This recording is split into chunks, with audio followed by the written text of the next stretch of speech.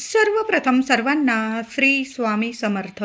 स्वामी महाराजांच्या कृपेने तुमच्या सर्व चांगल्या इच्छा पूर्ण होत ही स्वामींचरणी प्रार्थना करते आणि आजच्या व्हिडिओला सुरुवात करते. इंग्रजी नवीन वर्षाचा पहिला सण म्हणजे सुख सौभाग्याचा सण म्हणजे मकर संक्रांती. तिळगुळ घ्या, गोड गोड बोला.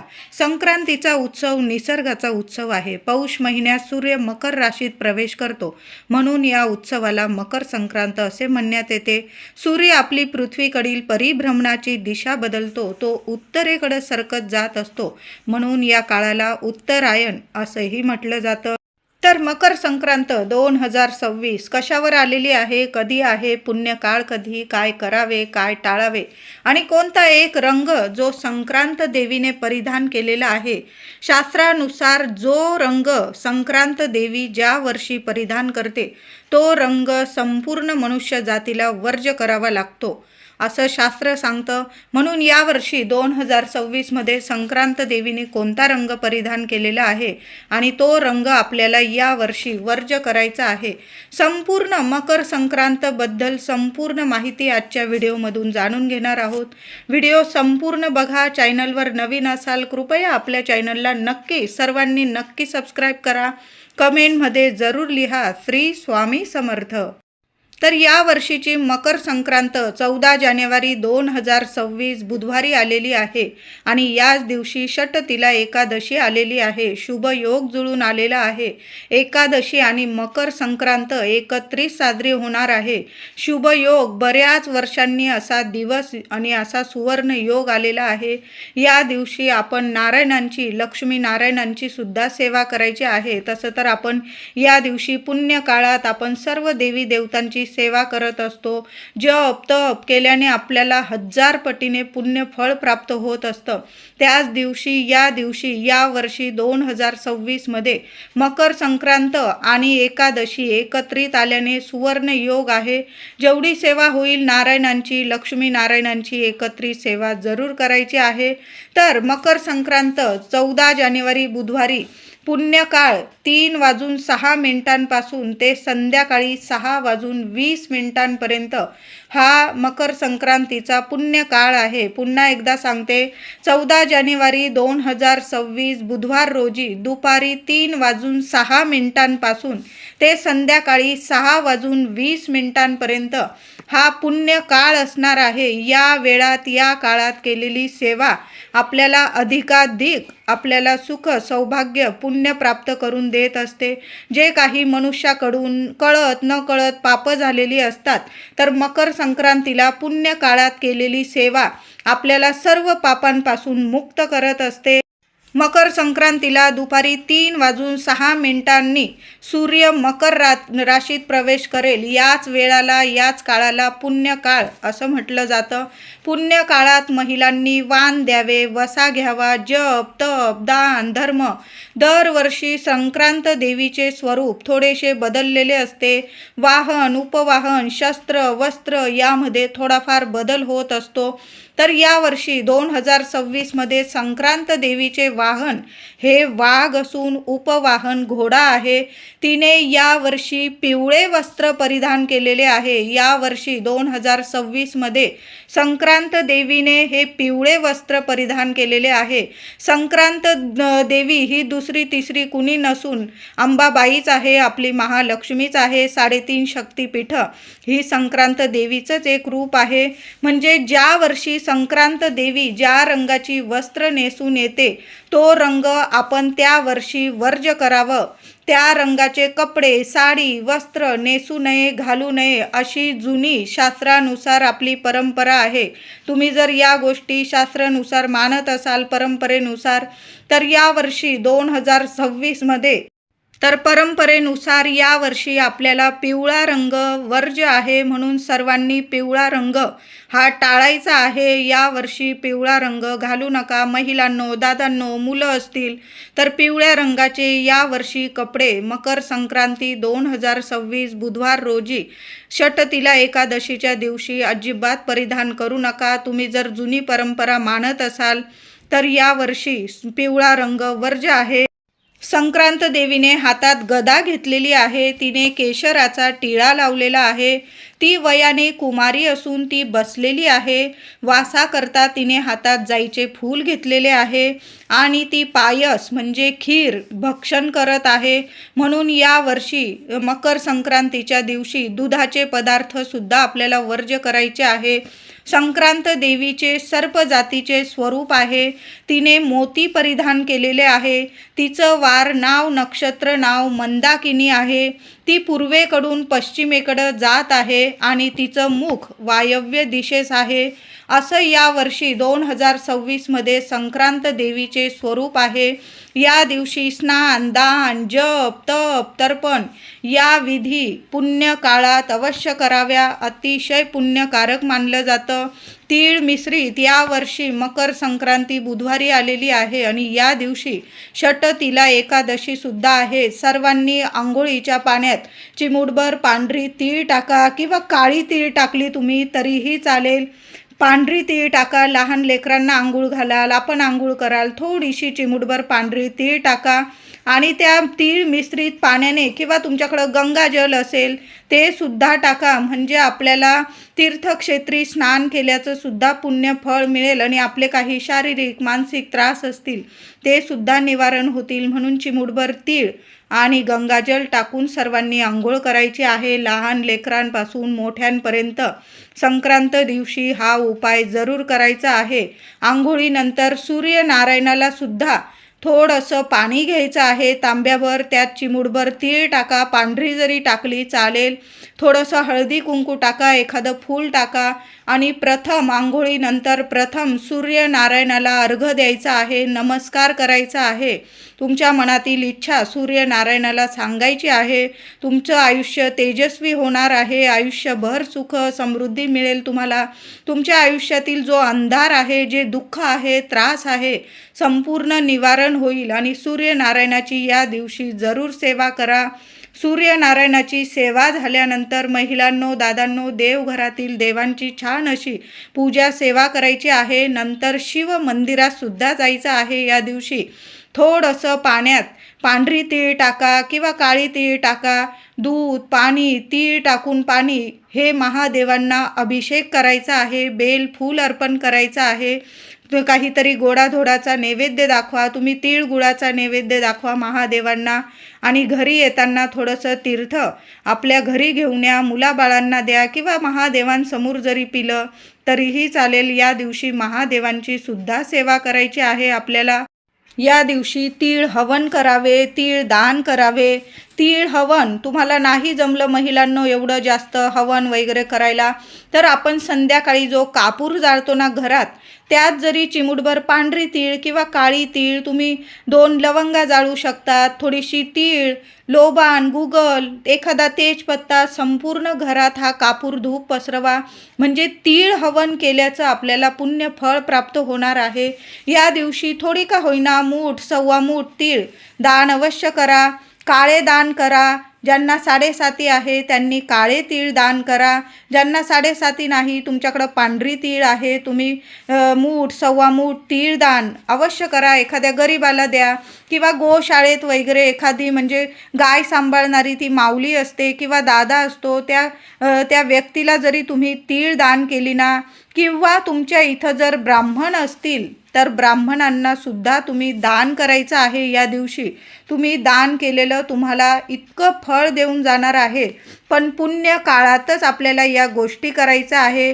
यामुळे सर्व न कळत झालेल्या पापांचा नाश होतो आणि सर्व सुख सौभाग्याची प्राप्ती होते.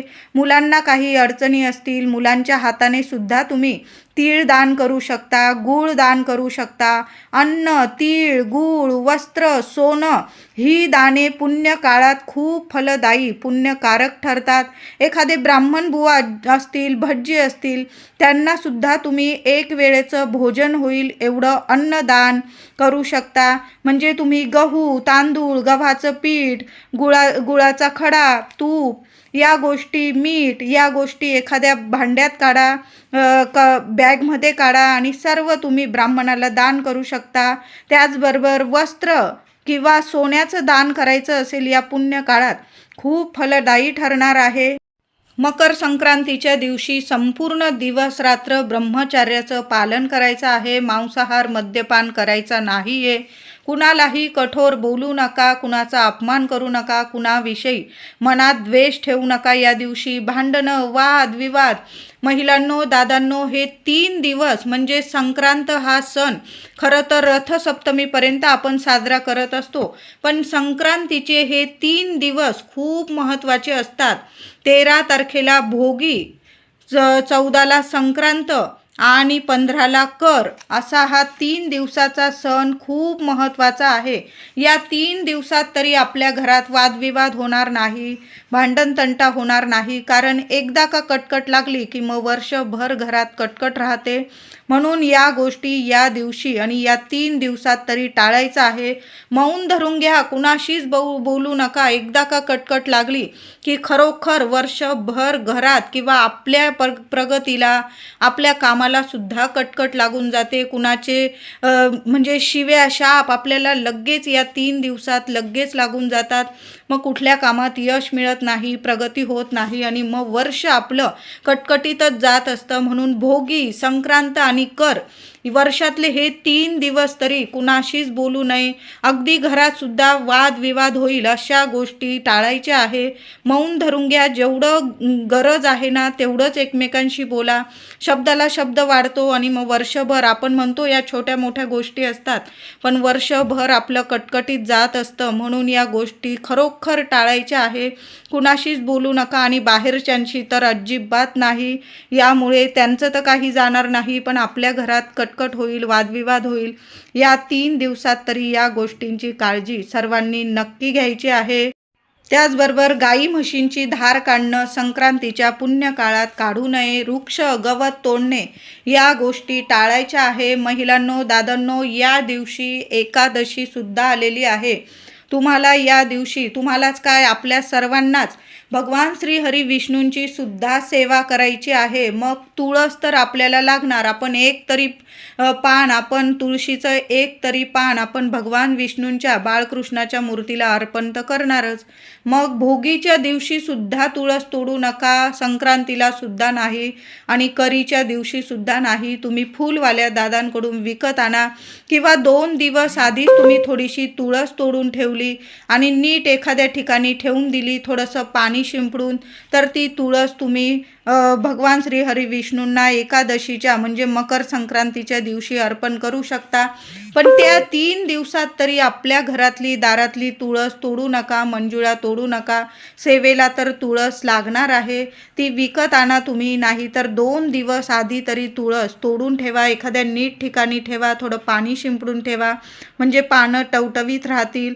याची काळजीसुद्धा महिलांनो, छोट्या मोठ्या गोष्टी असतात, पण वर्षभर आपलं सुख समृद्धी, सुख सौभाग्य यात दडलेलं असतं. म्हणून या गोष्टी नक्की करा. संक्रांतीच्या दिवशी एकादशी आल्याने श्री विष्णूंचा मंत्र जप करायचा आहे. ओम नमो भगवते वासुदेवाय नमः, ओम नमो भगवते वासुदेवाय नमः. दिवसभर जरी तुम्हाला कुणाशी बोलू नका, फक्त या मंत्राचा जप करायचा आहे. देवांना तिळगुळ अर्पण करा, गोडाधोडाचा नैवेद्य दाखवा. तुळशी माऊलीची सुद्धा या दिवशी दिवस रात्र सेवा करायची आहे. म्हणजे सकाळी पण आंघोळीनंतर आपण सूर्यनारायणाची सेवा झाल्यानंतर तुळशी माऊलीला हळदी कुंकू फुलं अक्षता अर्पण करा. दिवा लावा तुपाचा, संध्याकाळी सुद्धा दिवा लावा. म्हणजे या दिवशी एकादशी आहे. तशी तर आपण सर्व महिला तुळशी मातेची सेवा करतो, पण या दिवशी लक्ष देऊन आपण सेवा करायची आहे. श्री विष्णूंची विष्णू सहस्त्र नामावलीची सेवा दादांनो महिलांनो जरूर करा. तुम्हाला नाही पाठ तर तुम्ही यूट्यूबवर ऐकलात, एक म्हणजे सहकुटुंब सहपरिवार तुम्ही शांत बसलेला आहात तेव्हा तुम्ही लावून दिलं आणि ते कानावर पडले शब्द ना, तरीही त्याचा परिणाम आपल्या वास्तूला सुद्धा म्हणजे चांगला मिळतो. आपली वास्तू नेहमी तथास्तू म्हणते आणि अशा शुभ तिथींना आपण आपल्या देवांची सेवा ऐकतो, श्रवण करतो, त्यावर सुद्धा वास्तूवर सुद्धा चांगला परिणाम होतो. वास्तूतील जी नकारात्मकता असते, वास्तुदोष असतात, पितृदोष असतात, घरातल्या व्यक्तींना काही ग्रहदोष असतात, देवांच्या कृपेने संपूर्ण नष्ट होतात आणि वास्तू नेहमी प्रसन्न राहते, सकारात्मक राहते आणि वर्षभर आपल्याला सुख सौभाग्य प्रदान करत असते. भगवान श्रीहरी विष्णू लक्ष्मी मातेच्या कृपेने आपल्या घराची भरभराट होते.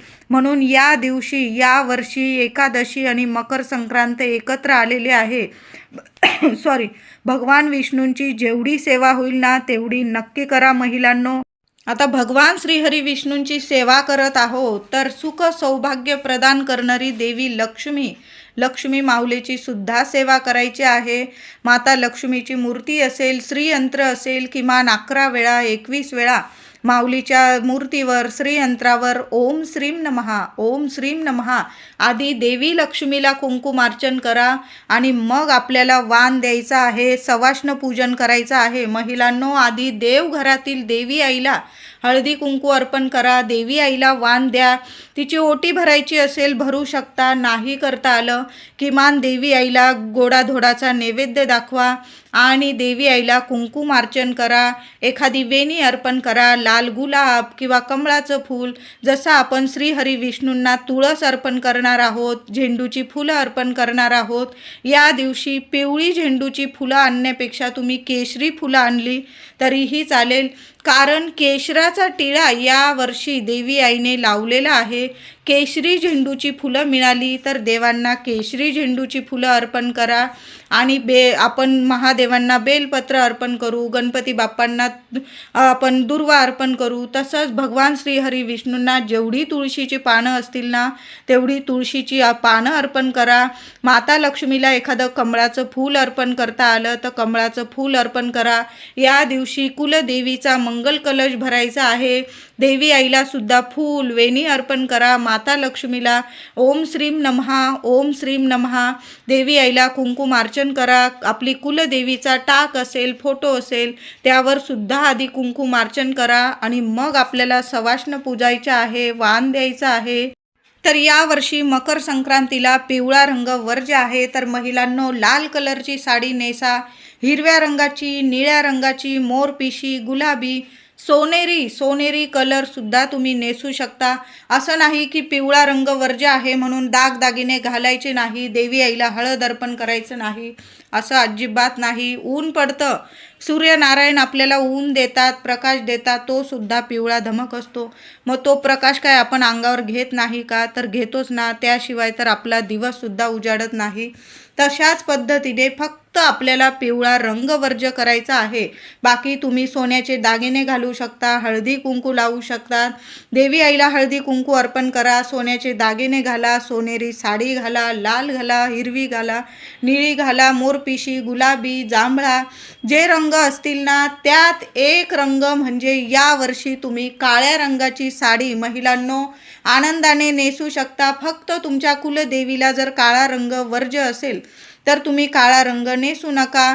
ज्याची त्याची परंपरेनुसार पद्धत असते. काही घरांमध्ये काळा रंग कायमस्वरूपी वर्ज्य असतो, मग तुम्ही काळा रंग नेसू नका. मोठे व्यक्ती सांगतात नेसू नका नेसू. ज्या व्यक्तींना, ज्या महिलांना काळा रंग घालत असाल तुम्ही दरवर्षी, ज्या वर्षी काळा रंग देवी आईने परिधान केलेला असतो, मकर संक्रांतीने आपण काळा रंग वर्ज्य करतो, तर यावर्षी देवी आईने पिवळा रंग नेसलेला आहे, तर पिवळा रंग यावर्षी वर्ज्य आहे. काळा रंग सगळ्यांनी नक्की नेसा, परिधान करा. पुरुष असतील, माझे दादा असतील, मुलं मुली, महिला सर्वांनी काळ्या रंगाचे कपडे अवश्य यावर्षी घाला. महिलांनो, मकर संक्रांतीला नवीन हिरव्या रंगाच्या काचीच्या बांगड्या जरूर हातात घाला. आधीच्या असतील काढून टाका. नवीन बांगड्या थोड्या जरी भरायच्या असतील भरू शकता, पण एक बांगडी आपण जेव्हा कासाराकडं, दादांकडं जातो किंवा मावशींकडं बांगड्या भरायला जातो तर तुम्ही डझनभर बांगड्या घेत असाल तर एका हातात 6 घालतात, तर आपण उजव्या हातात 7 बांगड्या घालायच्या आहे. डाव्या हातात तुम्ही 6 घातल्या तर उजव्या हातात घालताना एक बांगडी जास्तीची मागून घ्यायची आहे. यामुळे आपल्या सुख सौभाग्यात भर पडते. आपल्या पतिदेवांना रात्रंदिवस प्रगती मिळते. मुलाबाळांची घरात प्रगती होते. म्हणून घरातल्या गृहलक्ष्मीने मकर संक्रांतीला बांगड्या भरताना, काचेच्या बांगड्या भरताना तुम्ही डझनभर घेताय, 2 डझन घेताय, जेवढ्या घेताय एक बांगडी जास्तीची आठवणीने मागून घ्यायची आहे. तुम्ही लाखेच्या बांगड्या भरत असाल, आजूबाजू सोन्याच्या लाखेच्या तुम्ही बांगड्या घालत असाल, घाला. पण काचेच्या बांगड्या भरताना एक बांगडी जास्तीची आठवणीने मागून घ्या, भरून घ्या. तुम्हाला खूप सुख सौभाग्यात भर पडेल आणि दिवस रात्र तुमच्या कुटुंबाची, संपूर्ण कुटुंबाची प्रगती होईल. बांगड्या घेताना पिवळा रंग वर्ज्य करायचा आहे. काळ्या रंगाच्या तर बांगड्या, आपण कपडे घालतोय काळे म्हणून काळ्या बांगड्या महिलांनो घालू नका. हिरव्या बांगड्या घाला. काळ्या रंगावर हिरव्या बांगड्या घातल्याने काही बिघडत नाही. हिरव्या काचेच्या बांगड्या घाला किंवा तुम्ही ज्या रंगाची साडी घालत असाल त्या रंगाच्या घाला. पण पिवळ्या रंगाच्या बांगड्या यावर्षी वर्ज्य करा. आणि काळ्या रंगाच्या बांगड्या विवाहित स्त्रीने कधीच घालू नये. या गोष्टी तुम्ही पाळत असाल तर जरूर पाळा. आजचा व्हिडिओ आवडला असेल. मकर संक्रांतीबद्दल संपूर्ण माहिती आजच्या व्हिडिओमध्ये मी तुम्हाला सांगितलेली आहे.